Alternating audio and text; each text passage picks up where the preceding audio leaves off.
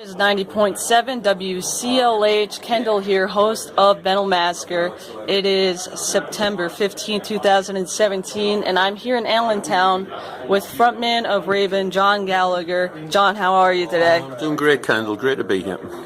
So, we're here in Allentown, and this is the second to last day of the tour here, right? The penultimate date, as they say. Yes, indeed. We got one more tomorrow in Wilmington, Delaware. And this is the only show that you guys are going to be by yourself, right? Without the opener. Last one will be, we're actually playing with Infernal Opera, who are going to be playing first on tonight. Because we're friends with Michael for many years, so we're going to be doing that there. And it gets us a little closer to home, so that's, it's been a good run. And it's been great being out this long with Mike, our new drummer, and just bonding with him and just blasting it out night after night, getting better and better, which is always fun. Nice.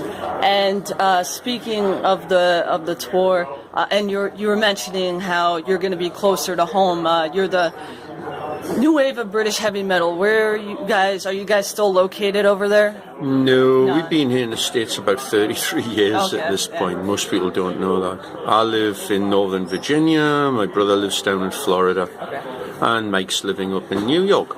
So we're spread out a bit here. So speaking of your brother being in the band with you, Mark, I've noticed that a lot of three-piece bands are more likely to stay together, obviously, of the family connection, be it King's X, Rush, Triumph. Do you think there's anything symbolic of a three-piece band and how that is different? Yeah, there's many differences. It's usually... you don't have bands going into camps where three guys hate two guys or all this kind of stuff. Obviously having my brother in the band makes it more stable. And it's like the shape, a triangle is the simplest and strongest shape, as it were, so... And there's no passengers, or there shouldn't be any passengers in a three-piece band. It's like a stool with three legs. If you got one weak leg, it'll fall over. If anyone breaks a string, you got a lot of work to cover. And if something like that happens, which of course we've been doing forever, so we can cover all that kind of stuff. But it gives us a lot of freedom as well, musically. We each get to play it as crazy as we want. And live, you always hear a difference. Things are a lot clearer, and it's weird, it's kind of, didn't make a lot of sense, it's kind of like less is more.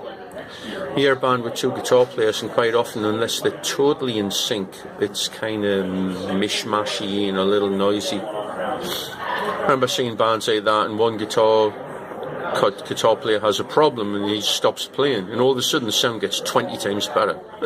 So speaking of kind of your discography, you have used horns here and there in your music. Used it on 2 albums. Yeah. We used it was really for a goof. We had this instrumental on Stay Hard, and while it was playing, we just kept going da-da-da-da. Like these pops on the horns, and the guy said, "Wow, do you want a horn section?" He says, "You got one? Bring them down. Let's do it." And it was great. It was fun, and we used them on a song on the Packers Back, and that was fun too.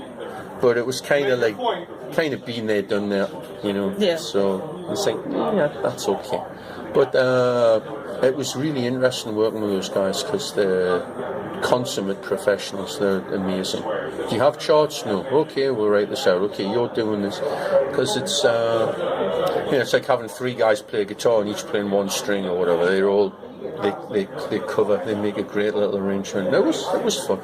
Now, but that was a long time ago in a galaxy far, far away. But in terms of you saying it being a goof, did you have any influence of wanting to bring it in, like certain bands, like what comes to mind is like a Chicago? Oh no, obviously we admire some bands like that. Chicago are wonderful at what they do. It's not our thing. That's why it was a goof. Instrumental was almost a novelty. It was something different. We hadn't done one. It was a fun thing to do, and we thought, let's put that on. So we're not adverse to trying things. you know. Yeah. We've fell flat on our face once or twice, but we will always keep one foot in what we know and the other foot's exploring, you know. So I just want to talk a bit about your latest release, which was ExtermiNation in 2015. Right?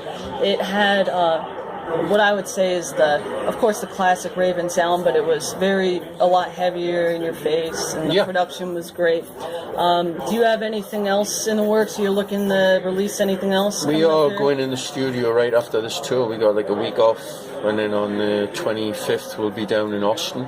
I'm working with Kevin 131 again. He's relocated. He's finishing off his new studio. We'll be the first band in, and we have an awesome collection of songs. We've raised the bar once again.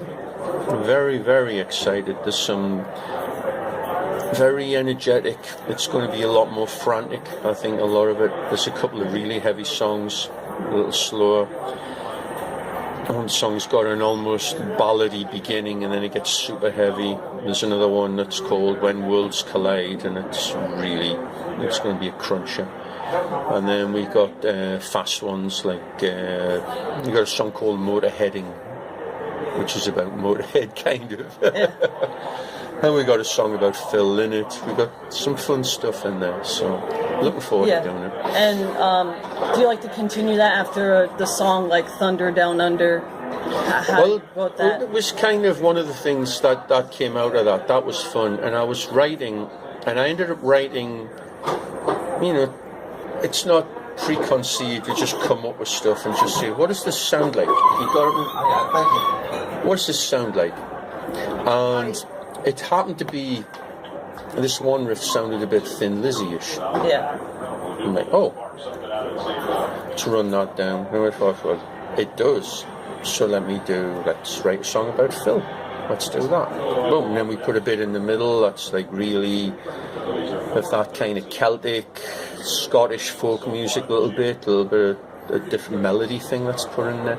So that was fun. I had another one which we may or may not use. It was a very simple riff and it kind of sounded like Atomic Rooster. It was like, alright, let's go in that vein. Yeah. It was almost like I had 4 songs. One sounds slightly Zeppelin-esque. Mm-hmm. And I was like, alright, well, let's go in that vein. So I'm not sure if we're using 2 or 3 of those songs or not, but some of them will be used. So they'll probably all come out eventually because they're good songs.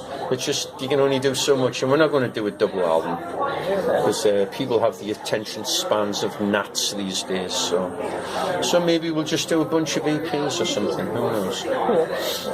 On my show, Metal Massacre, a song that's kind of a staple of my show that I've been playing is Golden Dawn into Silver Bullet. Do you have any special words on what that song is about, to you? That's something I'd had for a while. The Silver Bullet thing. It was. It went through a bunch of changes, and that came together nice. And at the same time, I'll be sitting. I'd got a 12-string acoustic, and I was fooling around with it, and I came up with this really nice little piece. And I'd been messing with it. I thought, that would be cool, because we used to do that on the early albums. I used to do a classical piece or something, a little ditty, as they say. Yeah. I thought, let's do this. It's a good little intro, because there's a little bit of ear candy here and there. I mean, I did this little thing on Before Tank Treads called the Battle March, which is all bass guitars pitch shifted and making weird noises. I thought, let's do the 12-string, and it sounds great. I just played the same thing 3 times, and boom, sounds awesome. So once again, Silver Bullet off of ExtermiNation. It was heavily promoted when that metal show. Or what do you feel are the outlets since a show like that leaves? Or what do you think the importance of that was? That was pretty important. It was. We were very lucky that Eddie's a friend and he likes the band. If he didn't like the band, he wouldn't talk about us. We were mentioned on there. We were never on it, but we were mentioned quite a lot, which was cool. Yeah. And then I was on that thing that they did about, what was it called? Metal Evolution or whatever. I was on a couple of them, I think, which was fun.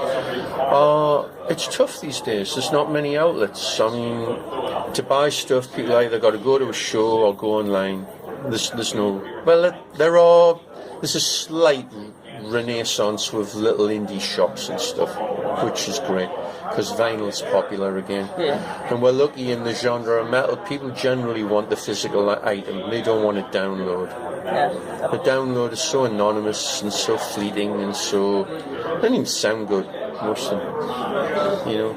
You got a band that spends thousands and thousands of dollars creating this wonderful piece of music which gets squeezed into a 320-bit written MP3 to be listened to on a tin box stereo. It's like disheartening. We're in a city a few days ago and we went into an old hi-fi shop, like the way it used to be, with all the amazing speaker setups and turntables. It's like a lost art, you know. Yeah. It's like, we're in the business of selling T-shirts, and our CDs are promotional items. Yeah. It used to be the other way around. Yeah. Yeah. It had to But be. live music goes on. People still want to see live bands, so, and we're more than happy to do that. Yeah, so speaking of vinyl, I remember seeing a video of you doing with probably someone like me. You went through all of the album covers and described like the story behind each one, and I just thought it's very uplifting to see. As I walked in the venue today, you were just hanging out outside and you're hanging around just talking to everyone and just interacting with the fans. And this is definitely a small venue. How do you feel about being in this type of environment, and is it like this even with bigger shows? It's like this with bigger shows. That's who we are. We're normal people. You know, the idea is you're abnormal up on stage, not when you're off stage. There's a lot of bands who are the other way around. They're boring as hell on stage, and off stage are the biggest idiots you'll ever meet. The grandiose and the divas. And we're not like that. I mean, we've played shows this year. We played 5+ shows to over 15,000 people. Yeah. And then we play a club show to over 100 people. I mean, it's all part of the game, and we love playing both. The logistics of playing somewhere like this is hard. You have to, okay, we'll strip down this, but at the end of the day, you're playing to people who want to come see you, and if the people are there, we're more than happy to play, and we don't pull any shortcuts. We'll give everyone everything we got. Well, John, I look forward to the show, and thank you very much for taking the time to do this. You are welcome, and thanks to everyone out there, and watch out, it's going to be an interesting next 12 months for Raven, big time. Look forward to it. You got it.